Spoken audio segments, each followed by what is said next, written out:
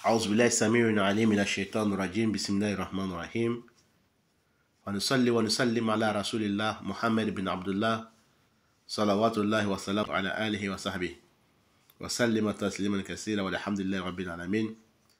Assalamu alaikum wa rahmatullahi ta'ala wa barakatuh. Chers frères et sœurs en islam, nous vous saluons avec meilleures des salutations. Nous demandons à Allah subhanahu wa ta'ala sa protection, salut, paix sur le prophète Mohammed, ainsi que sa famille et tous ceux qui vont le suivre jusqu'au jour de la résurrection.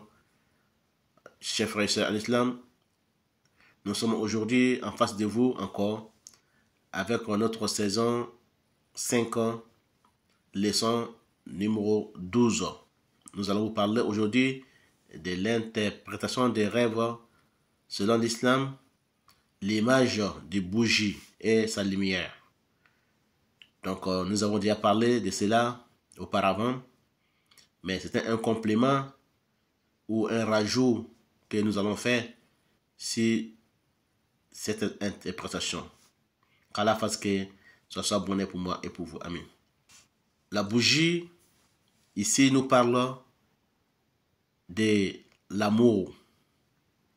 Et ça nous parle aussi de la voie.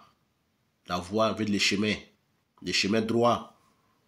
Ça peut nous parler aussi de la guidance. Et ça peut nous parler d'un enfant masculin ou une fille féminine.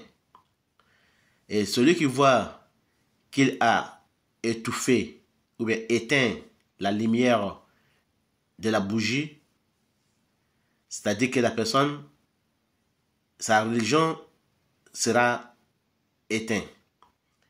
Sa religion sera éteinte ou bien la personne là va perdre sa religion. Ça peut parler aussi de la mort de son fils ou de sa fille. Quand il voit qu'il a éteint la bougie de lui-même en soufflant sur la bougie pour éteindre de lui-même, ça veut parler de la perdition de sa religion ou la mort d'un enfant, fille ou garçon. Et quand il voit que la bougie est éteinte tout seul, que personne n'a éteint la bougie, là, ça peut parler aussi de son égarement de la religion. Ça peut parler aussi de la mort de son proche, enfant ou fille. Quand il voit que la bougie est éteinte tout seul, que personne n'a éteint la bougie.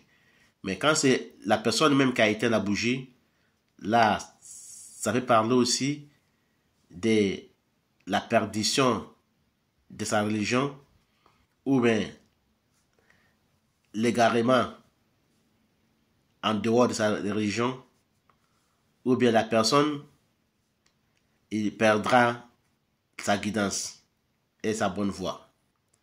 Le chemin qu'il emprunte pour aller vers Allah subhanahu wa ta'ala. Donc la bougie nous parle beaucoup d'interprétations différentes. La mort, la guidance, le chemin, la religion, la mort, la clairvoyance, l'amour. Ça peut nous parler de plusieurs choses différentes. Donc, chacun a sa façon d'interpréter la bougie et sa lumière. Dans tous les cas, la lumière de la bougie nous parle de la guidance, de la clairvoyance et le droit chemin et la religion. Mais quand il est éteint, c'est là où on trouve la différence d'interprétation de chacun. Quand la bougie est éteinte, par toi-même ou éteinte de lui-même. La bougie est éteinte tout seul, ou bien quelqu'un a soufflé dessus, ou bien toi-même tu as soufflé dessus pour éteindre. Là, l'interprétation nous change pour chacun de nous. Qu'Allah fasse que ce soit bon pour moi et pour vous. Wassalamu alaikum wa rahmatullahi wa barakatuh.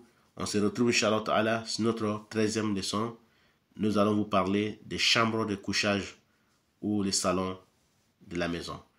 Et ces ustensiles, c'est ornement et son habillement. Qu'Allah fasse que ce soit bon pour moi et pour vous. Wallahu a'lam. Assalamu alaikum wa rahmatullahi wa barakatuh.